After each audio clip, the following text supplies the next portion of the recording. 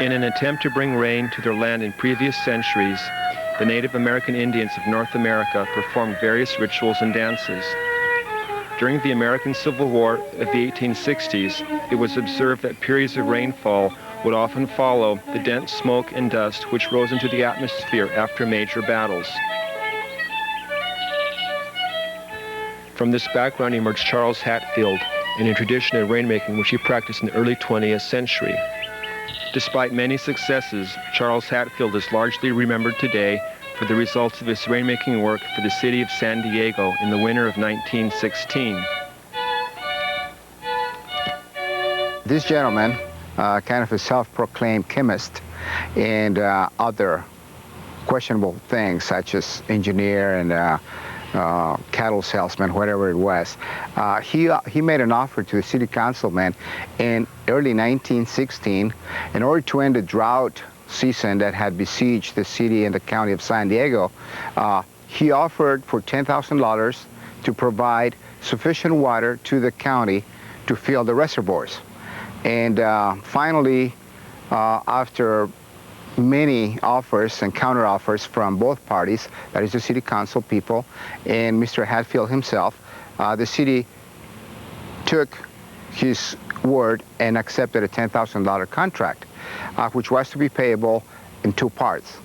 There was a $5,000 payment made to Mr. Hatfield, and upon delivery of his promise of water, creation of water, or rain, as we know it, he was to be paid in full the remainder $5,000. Hatfield attracted water as he had contracted to do, and I think the guy knew what he was doing. I can bring the rain. I can break the drought. Call the clouds and bring the rain. Good morning, Mayor, council members, fellow citizens of this fair city. My name is Charlie M. Hatfield, the leading proponent of precipitation and rain inducer extraordinaire. Now you're all too young to remember, back when I came before the council back in December 1915, I said I'd fill Lake Morena Reservoir. Well, by February I brought enough rain to fill it twice. Well, that's exactly where I'll be at the Stone Storm Museum, demonstrating my moisture evaporating vapor. I invite people locally, nationally, internationally, to watch with interest the results by way of precipitation following this demonstration. It will be these tests and future tests that will establish beyond all doubt the rain in fact can be induced by artificial assistance. So I'll tell you what I'm going to do. This weekend I'm going to give you 4 free samples of rain. Be sure to bring your umbrellas. And if you want my services to fill the reservoirs, I won't charge you a thing until you get all the rain you want. I can't be more fair than that. Mr. Mayor seconds the motion, and I think we should direct the city manager to prepare the contract. Well, thank you for your appreciation, thank you for your support, and thank you for your time. In the present day, the rainmaking practices of Charles Hatfield are still actively discussed in the East County regions of San Diego and at Lake Morena in Campo. Based on the many examples of man-induced rainfall, it appears that injecting the proper chemicals into the atmosphere to attract water vapor should be the approach to take.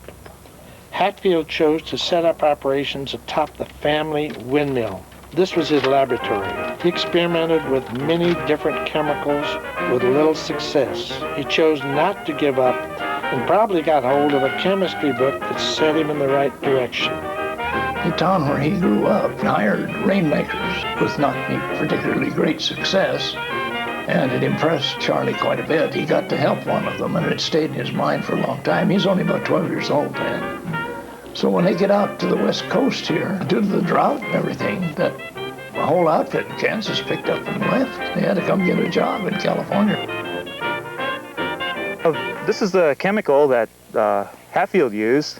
It's in a little different form, but it's ammonium chloride.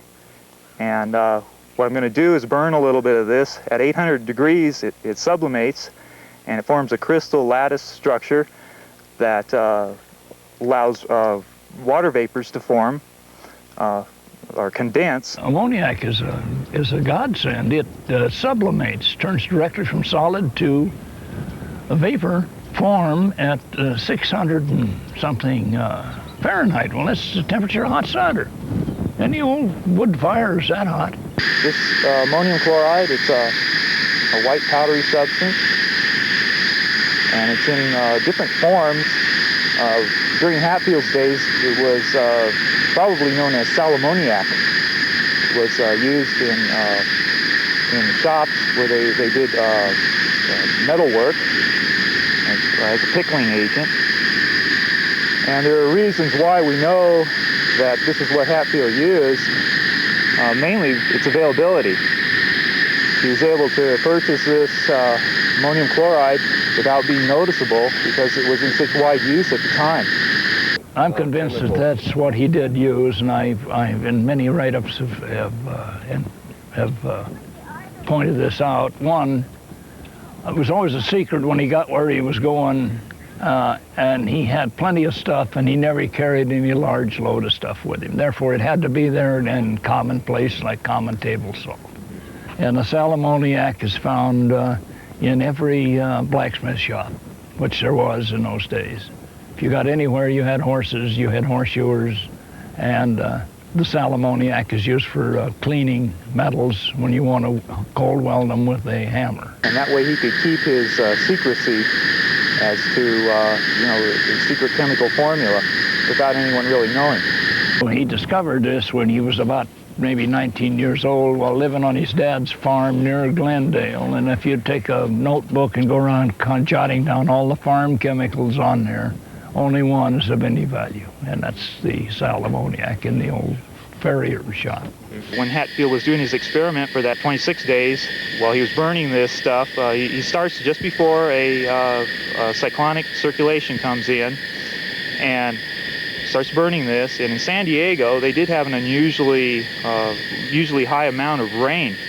It was 7 inches in San Diego, but out here in the Campo area, Lake Marina, it rained 44 inches. And filled the reservoir, enough rainfall to fill the reservoir twice in that period. I'm enclosing in a box a picture of the 4 towers which we used at Crow's Landing during the years 1907, 8, and 9. And their letterhead on their cards shows 3 of the towers.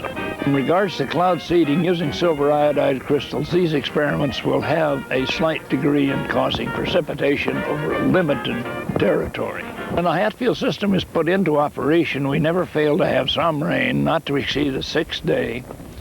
And when our demonstrations are underway, they cover a vast territory. I would say a radius of 100 miles. Yours respectfully, Paul Hatfield.